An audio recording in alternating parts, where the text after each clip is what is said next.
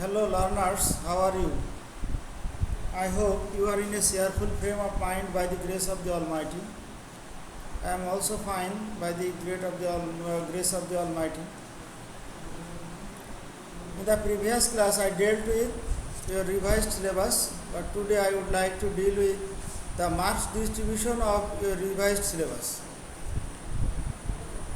As your syllabus has been shortened, the marks distribution has also been changed. You know, you had 12 grammatical items previously, but now 3 items have been deducted.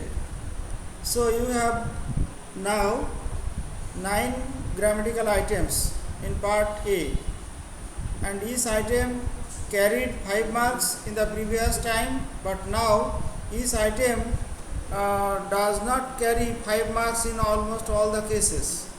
In some cases it varies. At first you have preposition, and it has 5 marks in 10 gaps. That means 10 gaps. Each gap persons, each gap carries half marks. So in total it has 5 marks. In the next item you have 5 marks. Close, that means filling in the blanks with clues. Next item is completing sentences. It is different from the other items of grammar. Only this item has 10 marks. Each question has 1 mark. 10 incomplete sentences have 10 marks. So this question carries the highest marks in the items of grammar. Then use of right form of verbs. Here you have 14 gaps, and each gap carries 0.5 marks. So 14 gaps has 7 marks. The next item is narration or the use of speech. It may be indirect speech or it may be direct speech. That means you have been given you may have been given the direct speech to make it indirect, or you may have been given the indirect speech to make it direct. Usually you have been given a direct speech and you are to make it indirect. So this item has 7 marks. The next item is modifiers. The use of modifiers.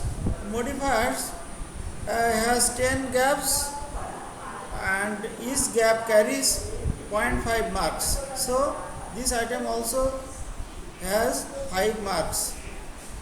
The next item is connectors. In this case you have 14 gaps, and each gap carries 5.5 marks.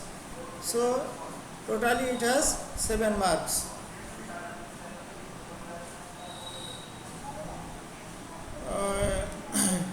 After this you have antonyms and synonyms, and in this case you have 14 gaps and each gap carries 0.5 marks. So totally you have 7 marks.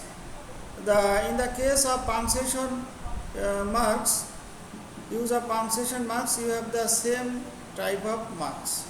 That means it has 7 marks.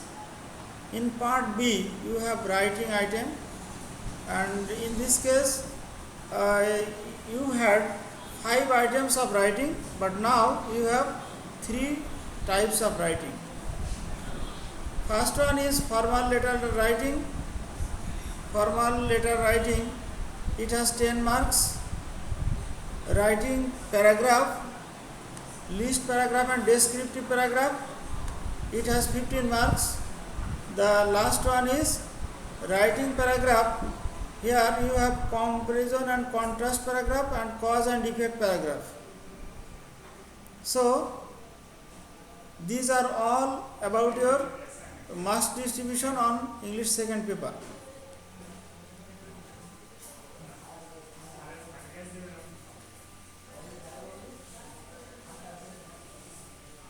So considering the pandemic situation, 3 items from the grammatical part and 2 items from the